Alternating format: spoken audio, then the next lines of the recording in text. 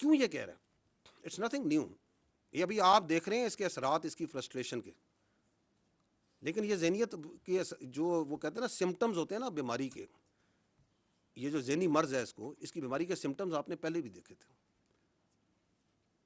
9 مہینے نہیں دیکھا تھا آپ نے؟ اسی GHQ میں جہاں بیٹھے ہیں اس پہ اس نے حملہ نہیں کرایا تھا؟ کرایا تھا یا نہیں کرایا تھا؟